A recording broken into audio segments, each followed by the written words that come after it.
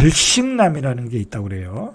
자, 절식남이 뭐냐면 애인이 없는 사람이야. 20대 남성 대부분이 연애를 아예 하지 않는 일명 절식남.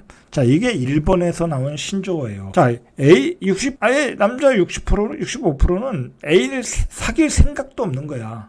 자, 그러면 결혼할 생각도 없겠죠? 자, 그렇게 하면 어떻게 되겠어요? 아이를 안 낳겠죠?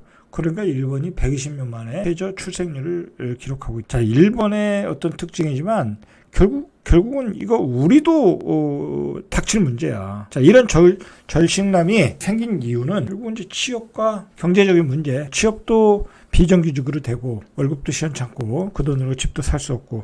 자, 이거 지금 대한민국의 문제로 갈 수밖에 없죠. 1인 가구가 늘어나는 이유가 바로 그런 거잖아요. 이제 1인 가구로 가면 문제는 그 사람들이 돈이 있고 경제적인 여유가 있으면 결혼을 하겠지. 왜 혼자 살겠어요? 자, 그렇게 1인 가구로 가면 우리나라도 역시 최저 출생률로 기록할 수밖에 없고, 뭐 그게 실제로 현실로 나타나고 있고, 자, 우리나라도 이렇게 절식남이 늘어날 수 있다라는 거야. 자, 일본의 연간 신생아 수가 80만 명 아래로 내려갔대요. 우리나라는 한 30만 명이 선이죠. 자, 통계 작성이 시작된 1899년 이래 123년 만에 처음이다라는 거예요. 이게 이렇게 풍요로운 세상에 아이를 더 안 낳는다는 거야. 자, 예전에 초식남이라는 게 있어요. 연애에 소극적이던 사람들을 초식남이라고 하는 거야. 근데 이제 아예 연애를 기피하는 사람들이 절식남, 결혼과 출산이 동시에 줄어들고 있다라는 거예요. 자, 우리나라도 이렇게 갈 수 있다. 자, 우리나라는 더 심각해. 일본은 부동산 버블이 거쳤잖아요. 그리고 일본은 부동산 그 투기가 일어나지는 않는 나라잖아요. 그리고 뭐 거기는 뭐 오히려 빈집도 많고 정말 뭐랄까요, 거의 뭐 지방 소멸되는 도시다 보니까 여기 이런 데는 주택난은 없어. 자, 근데 우리는 여기다가 주택난까지 있어. 그리고 서울 수도권으로 20대 30대 애들이 다 몰려가. 근데 그곳의 집값은 도저히 살 수 없는 가격이야. 이거 어떻게 되겠어요?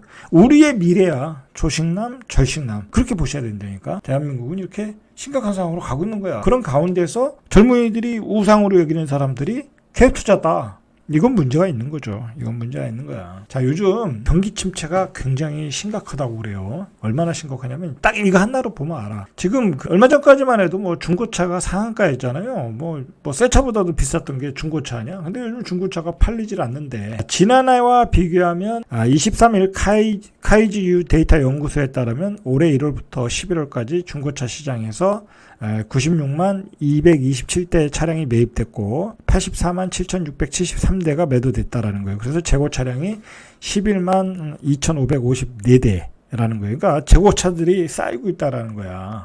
그게 늘어난 게 1.8배 늘어났는데, 자, 이 재고차가 늘어난 원인이 바로 뭐 신용등급 5등급, 6등급이면 뭐 일반적인 등급이라는 거야. 그 사람들이 중고차를 살 때 금리가 15% 이상이라는 거야. 누가 차를 사겠어요? 뭐 현금 다 내고 중고차 사시는 분 없잖아요. 근데 금리가 15%라는 거야. 그러니까 차가 안 팔리지. 이 금리가 이렇게 이 금리의 폭등이 어떤 모든 방면에서 모든 군데군데 어떤 모든 군데군데에서 이렇게 경기 침체 상황을 만들고 있다라는 거예요. 그리고 심각한 게 뭐냐면 어제 그 미국의 반도체주들이 폭락을 했는데, 자, 마이크론 테크놀로지가 적자 전환을 했는데 매출이 47% 감소했대. 뭐 그럼 우리나라 하이닉스도 이제 이 정도 감소하는 거고, 삼성전자도 거의 3분의 1이 감소됐잖아. 자, 여러분, 대한민국에서 반도체 업종이 매출이 3분의 1이 줄었다고 하면 이 대한민국 경제는 모든 방면에서 매출이 3분의 1이 줄어드는 거야. 그렇지 않겠습니까? 그렇다니까. 평택에서 장사하시는 분들 뭐 전부 다 대한민국의 전체가 다 매출이 줄어드는 거야. 반도체 업종, 자동차 업종이 지금 불황으로 들어갔잖아. 불황으로. 이렇게 우리는 경기 침체의 긴 터널로 지금 들어가고 있는 거야. 들어가고 있다. 그러니까 참 웃기는 상황이야. 이게 이렇게 빤히 우리가 경기 침체로 가고 있고, 정말 반도체가 3분의 1이 매출이 줄어든 경우가 제가 보기에는 아무리 최근 10년 동안의 상황에서도 제가 그런 경우를 못 봤거든요. 아주 급격한 경기 침체로 가고 있는데 그 값은 너무 버블이야. 너무 버블인데 최고점 26억에서 26억도 얼마 안 찍었는데, 예를 들어 뭐 송파 같은데 20억 찍었다고 그걸 또 사고 있어. 26억 가격보다 26억에서 6억 떨어졌다고. 26억은 그거 완전 버블 가격이야. 20억은 꼭지 가격이고 그렇다는 거야. 그런 상황에서 사람들이 사고 있는데 그 사람들도 이제 꼭지를 잡는 거야. 자, 한국은행이 지금 무슨 보고서를 발표했냐면, 한국은행이 보고서를 하나 발표했는데 부동산 금융발 금융위기 가능성을 경고했어요. 자, 어떻게 경고를 했냐면, 부동산 금융 익스포저 위험 노출액이 명목 GDP의 130% 수준이라는 거야. 그러니까 좀 위험한 부채가 130%다. 그래서 2,700조라는 거야. 이게 GDP의 1.3배라는 거야. 어마어마하죠. 자, 근데 이런 2,700조가 부동산과 많이 연결되어 있다라는 거야. 뭐 우리가 다 집을 샀잖아요, 대출 받아서. 그래서 만약에 부동산 가격이 하락하면 부실화될 가능성이 적지 않다. 크다라는 거예요. 그래서 한국은행은 현 국내 금융 시스템의 안정성을 위기 단계다라고 평가를 했어요. 이게 오늘 발표했잖아요. 근데 어제 뭘 발표했냐고. 자, 2023년 경제정책 방향 해서 발표를 했죠. 그래서 부동산 활성화 대책을 어제 발표했잖아요. 뭐 취득세 중과세 완화, 뭐 종부세, 임대사업자, 뭐 여러 가지 규제 완화 정책을 발표했어요. 자, 근데 그렇게 규제 완화하는 거에 대해서 분명히 비판적인 시각도 있거든요. 아니, 집값이 버블이 아직 거치지도 않았는데 왜 정부는 다주택자를 위해서 또 투기판을 만들려고 그러냐.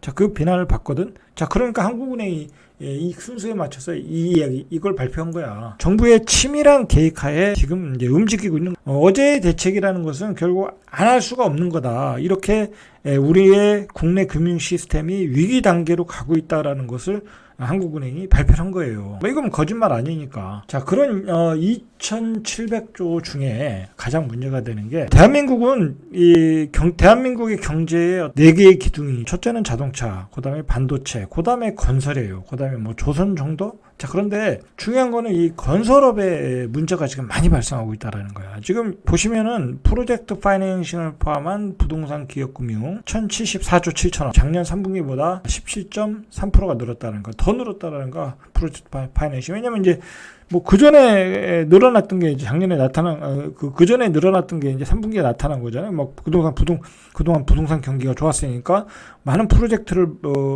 만들어 가지고 자금을 빌렸겠죠. 그러니까 이렇게 최고치를 기록하고 있는 거야. 더 늘어날 수 있겠죠. 앞으로 4분기가 있으니까. 근데 특히 여기서 부동산 관련 기업 대출이 580조, 1년 새 15%, PF 대출이 22.8% 늘어났다는 거야.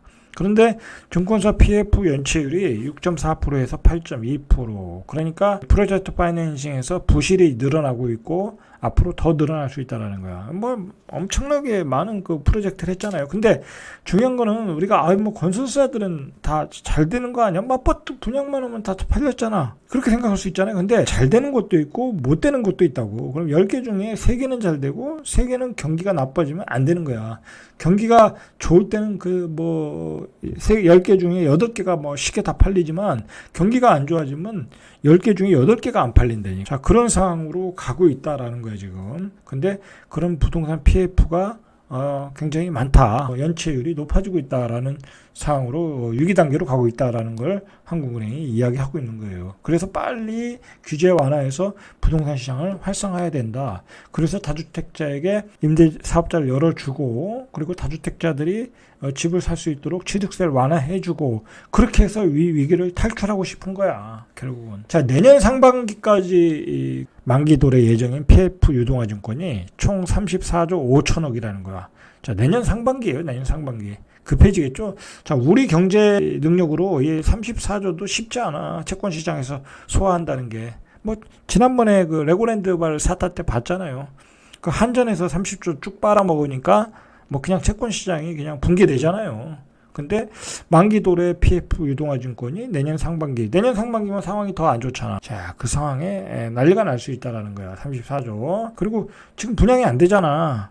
그러니까 차원 발행도 어려울 거고, 내년 상반기에 부도날 수 있는 기업이 많다. 그러니까 정부가 내년 상반 딱 시기를 맞춰가지고 취득세 중과 완화, 부동산 규제 완화를 통해서 다주택자들이요 매물들을 좀 소화해달라. 지방에 있는 미분양들을 좀 팔아달라. 그거 아니야. 근데 중요한 건 지금 그것도 이제 여야가 합의를 해야 가능한 거고, 그리고 중요한 거는 만약 그렇게 해도 다주택자들이 집을 살 생각이 별로 없어. 지금 대체로 보면 살 여력도 안 되고 오늘 전세가가 안 나오잖아. 갭이 안 나오는데 어떻게 사겠냐고. 쉽지 않은 얘기야. 그래서 한국은행에서 지금 그 측정한 금융 불안 지수를 보니까 10월과 11월 각각 23.6, 23이라는 거야. 지난 3월이 8.6이고 9월달이 19.7, 7개월 연속 오른 거야. 근데 10월달이 보통 이제 22 이상이면 위험 단계에 들어선다라는 거야.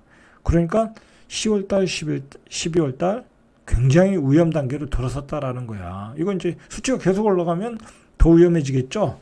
자, 금융 불안지수 FSA 요거 개념 명확히 알고 계셔야 돼. 그래서 얼마만큼 변하나. 자, 이런 수치를 어떻게 보면 이렇게 공개적으로 발표하는 거는 뭐냐면, 뭐 한국은행에서 위기를 조장할 일은 없잖아요. 그러니까 앞으로 그 규제 완화할 수밖에 없는 상황이다라는 거를 정부 측에서 이런 통계를 보내면서 그 이유를 야당을 설득시키려는, 야당과 반대하는 국민들을 설득시키려는 어떤 자료로 보시면 될 것 같아.